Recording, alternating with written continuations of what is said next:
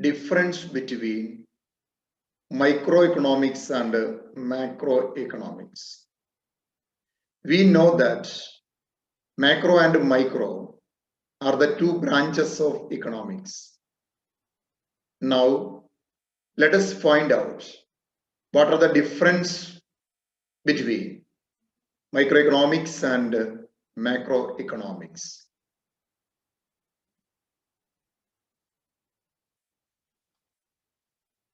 Microeconomics studies the economic behavior of an individual firm, industry, household, consumers, etc. in an economy. മൈക്രോഎക്കണോമിക്സ് പഠിക്കുന്നത് individual ഫേമുകളുടെ അല്ലെങ്കിൽ ഇൻഡസ്ട്രിയുടെ, individual ഹൗസ് ഹോൾഡിന്റെ, ഇൻഡിവിജ്വൽ കൺസ്യൂമറിന്റെ ഇക്കണോമിക് ബിഹേവിയർ ആണ്. On the other hand, macroeconomics studies the economic behavior of firms, industries, household, consumers at an aggregate level. In other words, we can say that macroeconomics is the study of economy or economic system as a whole. മറിച്ച് macro എക്കണോമിക്സിലേക്ക് വരുമ്പോൾ ഈ പറയുന്ന സാമ്പത്തിക പെരുമാറ്റം ഫേമുകളുടെ, ഇൻഡസ്ട്രിയുടെ, house ഹോൾഡിന്റെ, കൺസ്യൂമേഴ്സിന്റെ എന്താണ്, മൊത്തം ഫേമുകൾ, മൊത്തം industry, മൊത്തം ഹൗസ് ഹോൾഡ്, മൊത്തം കൺസ്യൂമേഴ്സ്, അതാണ് മാക്രോ എക്കണോമിക്സ്. അതായത് ഇക്കണോമിക് സിസ്റ്റത്തെ കുറിച്ച് മൊത്തത്തിലുള്ള പഠനമാണ്, അല്ലെങ്കിൽ അഗ്രഗേറ്റീവിനെ കുറിച്ചുള്ള പഠനമാണ് മാക്രോ എക്കണോമിക്സിലെ. Next, microeconomics studies issues like demand, supply, production efficiency, cost minimization, market structures, pricing, distribution, profit maximization, etc. at the individual firm, industry and household or at a consumer level. ഇനി microeconomics പഠിക്കുന്ന വിഷയങ്ങൾ നോക്കിക്കോളൂ. ഏതൊക്കെയാണ്? Demand, supply, production, അതുപോലെ production efficiency, cost minimisation, market structure, pricing, distribution, profit maximisation. ഇതൊക്കെ എങ്ങനെയാണ്, എവിടെയാ? ഒരു ഇൻഡിവിജ്വൽ ഫേം അല്ലെങ്കിൽ ഇൻഡസ്ട്രി, ഒരു ഇൻഡിവിജ്വൽ ഇൻഡസ്ട്രി അല്ലെങ്കിൽ ഒരു ഇൻഡിവിജ്വൽ ഹൗസ് ഹോൾഡ് അല്ലെങ്കിൽ ഇൻഡിവിജ്വൽ കൺസ്യൂമർ, അവന്റെ തലങ്ങളിലൂടെയുള്ള പഠനങ്ങളാണ്. On the other hand, macroeconomics studies the economic issues and problems affecting economy at a broader level. എന്നാൽ ഈ പറഞ്ഞ വിഷയങ്ങളൊക്കെ ഒരു ഇക്കോണമി മൊത്തത്തിൽ എങ്ങനെയാണ് ബാധിക്കുന്നത്, ആ രീതിയിലാണ് macro economics പഠനം നടത്തുക.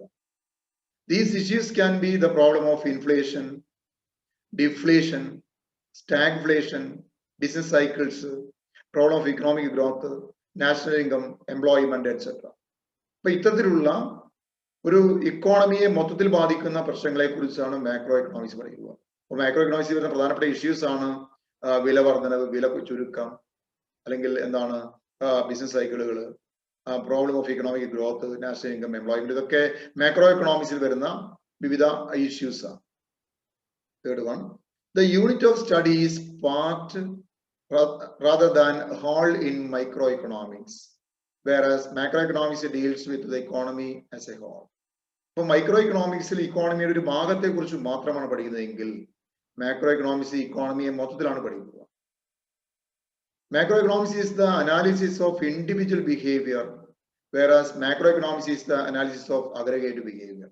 Microeconomics പഠിക്കുക ഇൻഡിവിജ്വൽ ബിഹേവിയറിനെ കുറിച്ചാണ് പഠിക്കുന്നതെങ്കിൽ മാക്രോ എക്കണോമിക്സ് വിശകലനം ചെയ്യുക അഗ്രഗേറ്റ് ബിഹേവിയറിനെ കുറിച്ചാണ്. Microeconomics is based on partial equilibrium analysis, whereas macroeconomics is based on general equilibrium analysis. മറ്റൊരു പ്രധാനപ്പെട്ട ഡിഫറൻസ്, മൈക്രോ എക്കണോമിക്സിന്റെ വിശകലന രീതി പാർഷ്യൽ ഇക്വിലിബ്രിയം അനാലിസിസിനെ ഉപയോഗിച്ചുകൊണ്ടാണ്. എന്നാൽ മാക്രോ എക്കണോമിക്സിന്റെ വിശകലന രീതി എന്ന് പറയുന്നത് ജനറൽ ഇക്വിലിബ്രിയം അനാലിസിസ് ഉപയോഗിച്ചുകൊണ്ടാണ്. In microeconomic theory, analysis is conducted by assuming that other things remaining constant, ceteris paribus. But macroeconomic analysis is not based on the ceteris paribus assumption. ഇനി മറ്റൊരു പ്രധാനപ്പെട്ട ഒരു difference, micro economic തിയറിയിലേക്ക് വരുമ്പോൾ അവരുടെ വിശകലന രീതികൾ അവർ assume ചെയ്യപ്പെടുന്നുണ്ട്, മറ്റു കാര്യങ്ങൾ മാറ്റമില്ല എന്ന്. അതായത് സെട്രിസ് പാരിബസ് അസംഷനെ അവർ ഉപയോഗിക്കുന്നുണ്ട്. എന്നാൽ മാക്രോ എക്കണോമിക് അനാലിസിസിൽ അത്തരത്തിലുള്ള അസംഷന് യാതൊരു ആവശ്യവും ഇല്ല. What microeconomics takes as given is what macroeconomics takes as a variable whose value is to be determined. On the other hand, what macroeconomics takes as given are all variables in microeconomics. മറ്റൊരു difference എന്ന് പറയുന്നത് micro എക്കണോമിക്സിൽ given നൽകപ്പെട്ടിരിക്കുന്നു എന്ന് പറഞ്ഞു തരുന്നത് ഏതൊക്കെയാണ്, ആ variables ഒക്കെ macro എക്കണോമിക്സിനെ സംബന്ധിച്ച് ഡിറ്റർമിൻ ചെയ്യപ്പെടേണ്ടതാണ്. അതുപോലെ മാക്രോ എക്കണോമിക്സിൽ ഗിവൺ എന്ന് പറയുന്ന സംഗതികൾ അതൊക്കെ മൈക്രോ എക്കണോമിക്സിൽ വേരിയബിൾസ് ആണ്, അവയുടെ വാല്യൂ ഡിറ്റർമിൻ ചെയ്യപ്പെടേണ്ടതാണ്.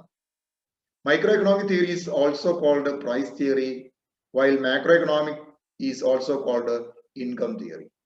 മൈക്രോ എക്കണോമിക് തിയറിനെ പ്രൈസ് തിയറി എന്ന് വിളിക്കാം, അതേസമയം മാക്രോ എക്കണോമിക് തിയറിനെ ഇൻകം തിയറി എന്ന് വിളിക്കാം.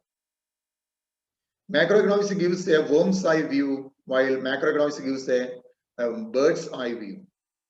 മൈക്രോ എക്കണോമിക്സ് ഒരു കൃമിയുടെ അല്ലെങ്കിൽ പുഴുവിന്റെ കാഴ്ചയാണ് ഉള്ളതെങ്കിൽ മാക്രോ എക്കണോമിക്സ് ഒരു പക്ഷിയുടെ കാഴ്ചയാണ്, കുറച്ചുകൂടി വിശാലമായ ഒന്നാണ്. Macroeconomics is based on the principle of aggregation while microeconomics is based on the principle of disaggregation. Macroeconomics aggregation പ്രിൻസിപ്പിളിനെ ആസ്പദമാക്കി നിലകൊള്ളുമ്പോൾ മൈക്രോ എക്കണോമിക്സ് ഡിസഗ്രിഗേഷൻ പ്രിൻസിപ്പിളിനെ ആസ്പദമാക്കി നിലകൊള്ളുന്നു. Microeconomics focuses on issues that affect individuals and companies, while macroeconomics focuses on issues that affect the economy as a whole. Micro economics പ്രധാനമായും വ്യക്തികളുടെയും കമ്പനികളുടെയും പ്രശ്നങ്ങളുമായി ബന്ധപ്പെട്ട കാര്യങ്ങളിലാണ് നിലകൊള്ളുന്നതെങ്കിൽ മാക്രോ എക്കണോമിക്സ് ഒരു ഇക്കോണമിയുമായി ബന്ധപ്പെട്ട ഇഷ്യൂസിനെയാണ് അവർ കൈകാര്യം ചെയ്യുന്നത്. അപ്പോൾ ഇതൊക്കെയാണ് മൈക്രോ എക്കണോമിക്സും മാക്രോ എക്കണോമിക്സും തമ്മിലുള്ള പ്രധാനപ്പെട്ട വ്യത്യാസങ്ങൾ. ഓക്കെ.